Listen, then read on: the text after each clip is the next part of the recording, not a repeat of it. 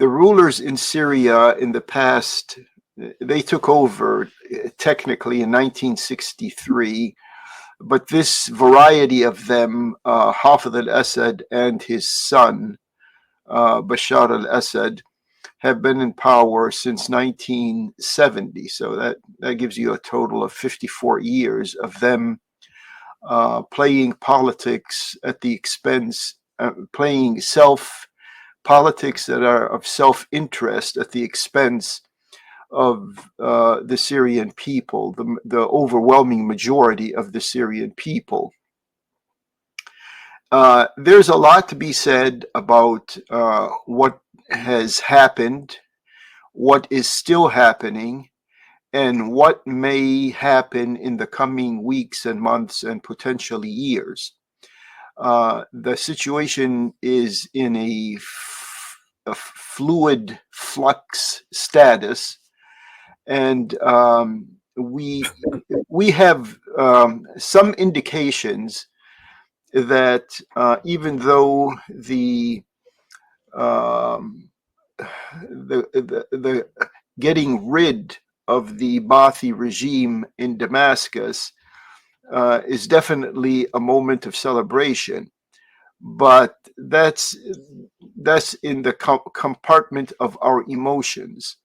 In the compartment of our brain and thinking, the scenario does not look promising. The current, let's say, officials, let's call them officials, and they're referred to in the mainstream media as Hayat Tahrir al-Sham, or HTS. These are individuals who have different types of Islamic backgrounds. Most of them, though, it appears, most of them belong to the mainstream Islamic movement in the Arab countries, and that is Al-Ikhwan al-Muslimin. And it seems like this is the engine of what may become a consolidated Syrian government. But that has yet to gel. It might, and we hope it can be done successfully. But as I said at the beginning, there are other factors that point to disaster down the road. Let me explain some things. There's so many things to be explained, by the way, and I hope I don't lose anyone.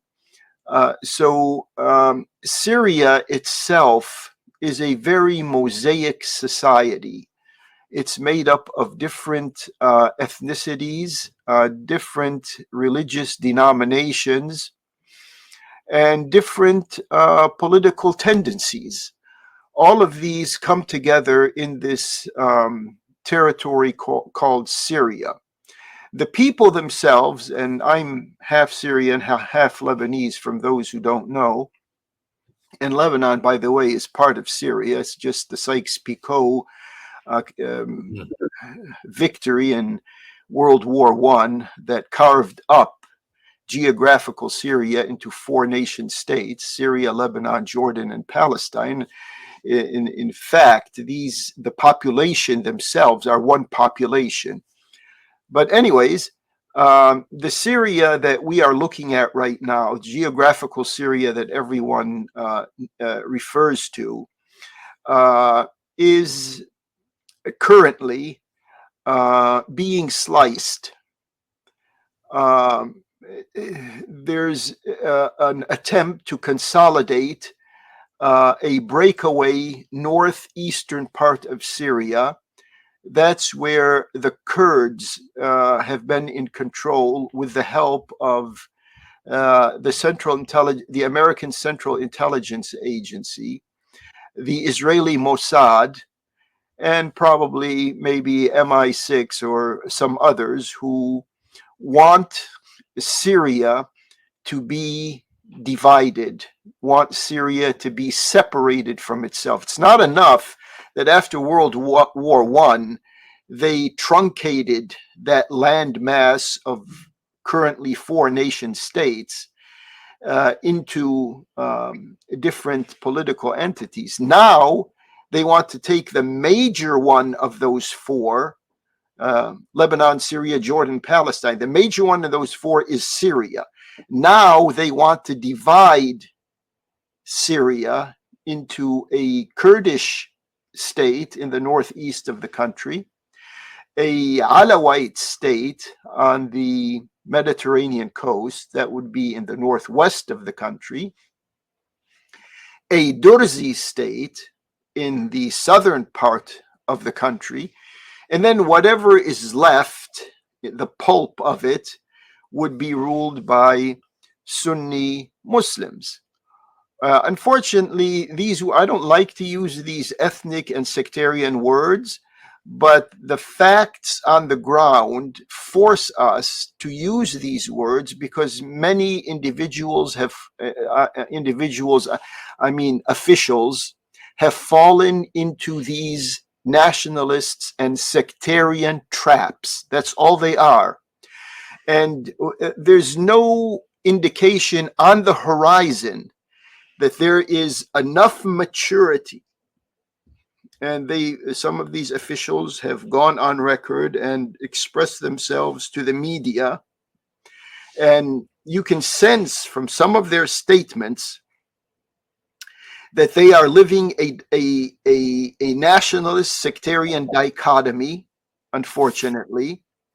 And that's on one side. On the other side, they are pinning their hopes on enemies of the Muslims who have a proven record in intensifying the conflicts among the Muslims.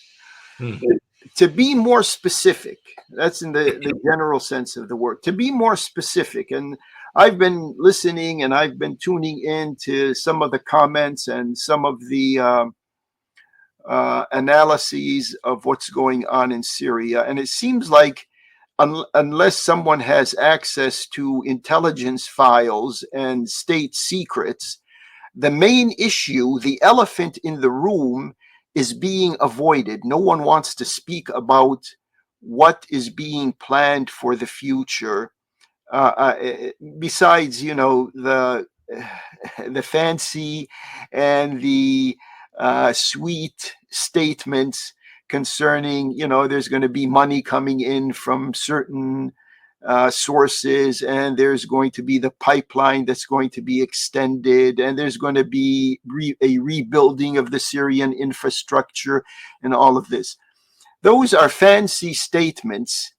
Hiding behind those fancy statements are very vicious and ugly plans to carve out of Syria at least 3 or 4 what they will call independent, but in fact will become antagonistic political entities. Let me begin, because most of the most of the attention now is concentrated on Hayat Tahrir al-Sham, HTS, as it's abbreviated. Yeah. Most of the attention is on them. Now, who are we talking about when we talk about Hayat Tahrir al-Sham? The first person who is highlighted, and all others are insignificant compared to him. And this by itself tells you that, the media right now is running the show. There's no substance here. It's all